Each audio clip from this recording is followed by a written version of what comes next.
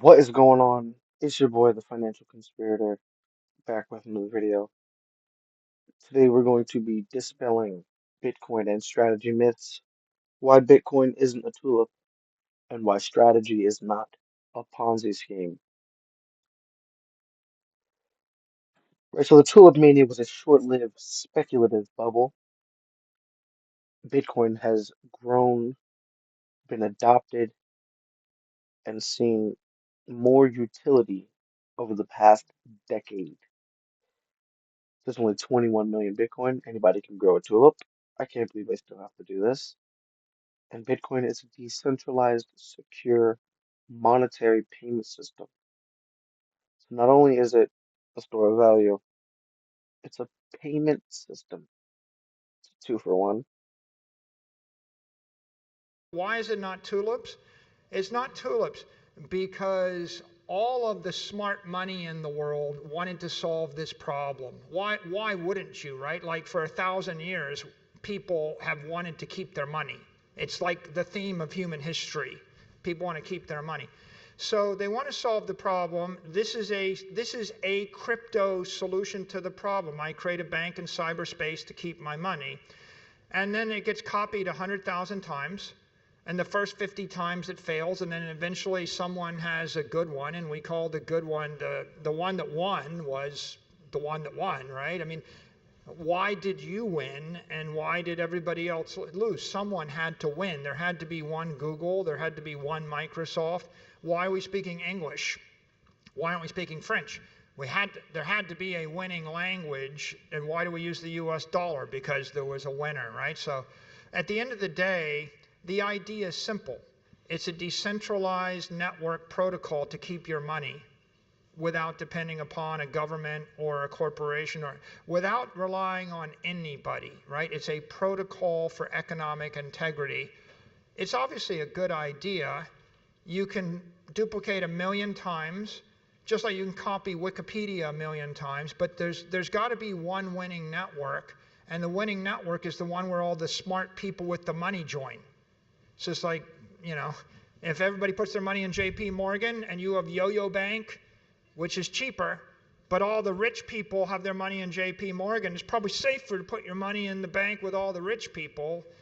Why? I copied New York City and Kansas. Why don't people move there? Well, they can either go to New York or they can go to Kansas, York, and they just went to New York. There's a lot of reasons why. And so Bitcoin is the most powerful crypto network in the world.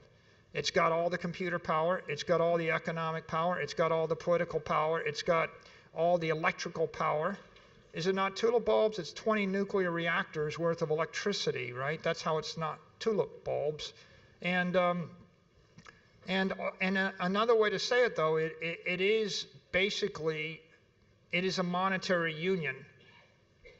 If you join a union and 1,000,000 other workers join the union and all of you get together and collectively negotiate your salary and your salaries go up by 50% and some guy writes an article saying, isn't that tulips?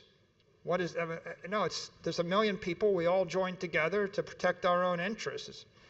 How about a 1,000,000-person army? I got an army in front of you, we have guns, you disagree with me, you could say it's not an army, but there's the army, right?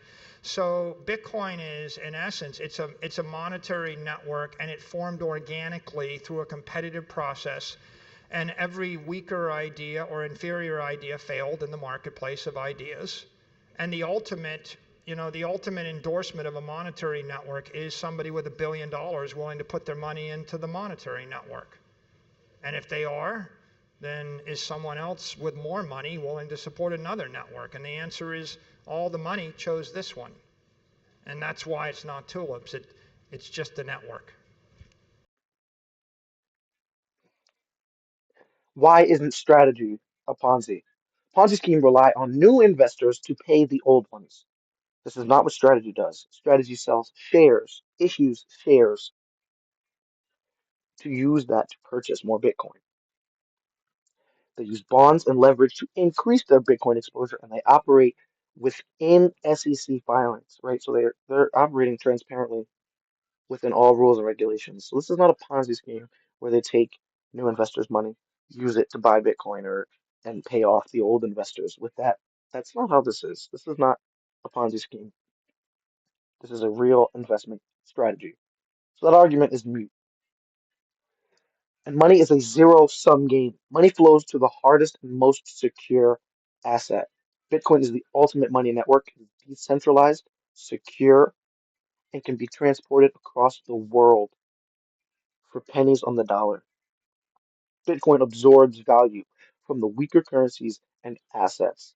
Strategy benefits from this transition through Bitcoin leverage exposure. So, as the world moves towards the Bitcoin standard, the companies that are bridging the gap between Bitcoin and corporate finance, this is a new niche of companies. It'll be an entirely new sector of Bitcoin treasury companies, and strategy is going to be the largest one. Okay, there is no catching up to strategy at this point.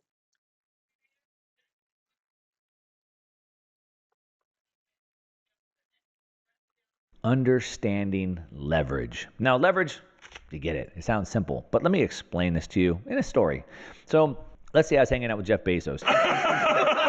He's the one of the richest guys in the world, founder of Amazon. And let's say that we went out, we were celebrating last night. We went out on the town all night, right? And we stayed up late and partied too hard probably, and didn't get enough sleep. And in the morning, because he's Jeff Bezos, he laid around his mansion and laid by the pool and had his people bring him stuff all day. And I had to go work all day. I went and worked 10 hours digging holes, let's say. At the end of the day, he laid by his pool all day being catered to, and I dug holes all day. Who worked harder? Now, when I ask this question typically to a group, they say that, of course you did. You worked digging holes for 8 or 10 hours while he laid by the pool. But that is only true if you measure the work by the inputs and not the outputs. That's the difference of leverage. You see, leverage is getting more output for less input. So while I was certainly digging holes for 8 or 10 hours, my input equaled the output. For him, he laid by the pool all day, but he had tens of thousands of people doing work for him. He had millions and millions, tens of millions of dollars of media going out and talking for him. And so if you measure in output, you can see that he worked way hard. He got way more output done than I did.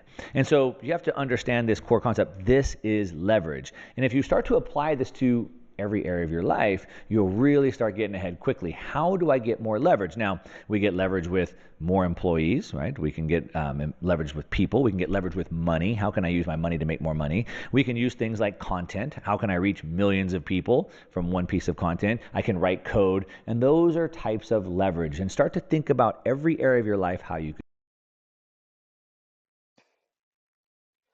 So now that we understand that we need to be using leverage and taking advantage of leverage, why is strategy's leverage such a moat? They raise capital through bonds and convertible debt. They use the proceeds to buy more Bitcoin, increasing exposure. Leverage amplifies MSTR's price appreciation when Bitcoin appreciates. And unlike a Ponzi, it holds real assets as collateral. 499,000 Bitcoin, a strategic way to accumulate Bitcoin while preserving cash flow. So as the stock price appreciates, they're able to issue more shares to buy more Bitcoin. It's an endless cycle, right? So this is not just because it's a good system or an accretive system that we've never seen before does not mean it's a Ponzi scheme. Just because you're not familiar with it.